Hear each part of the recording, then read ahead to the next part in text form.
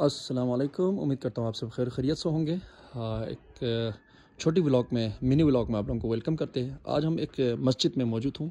इसे चकचन खनकाए मोहल्ला कहा जाता है, चकचन मस्जिद कहा जाता है और ये पूरा लकड़ियों से तामीर किया गया है। ये खपलू के मेन खपलू में मौजूद है, यानी सेंटर खपलू में मौजूद है और ये बड़ा पूरा लकड़ी से क्या खूबसूरत बनाया हुआ है। आप छत का डेकोरेशन भी चेक कर सकते हैं और इर्द गिर्द का डेकोरेशन भी आप चेक कर सकते हैं। और मैं आप लोगों को बाहर से दिखा रहा हूँ, अभी अंदर हम गए नहीं हैं। और आप ये चेक करें यार, क्या खूबसूरत डेकोरेट किया गया है इसे।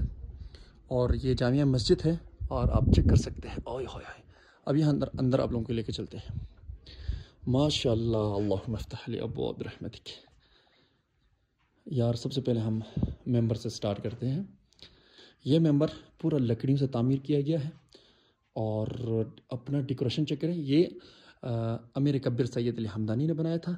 और उसके साथ ये देखो, ये मट्टी है, लकड़ी मट्टी लकड़ी, लकड़ी मट्टी लकड़ी, यानी मट्टी और लकड़ी से मिक्स बने हुए हैं। और इसके साथ मैं आप लोगों को दिखाता हूँ उसके इर्द गिर्द। और ये है जी कुर्सी, मेंबर रसूल कहा जाता है, ठीक है जी। और इनकी छोटी छोटी खिड़कियाँ बने हुए हैं।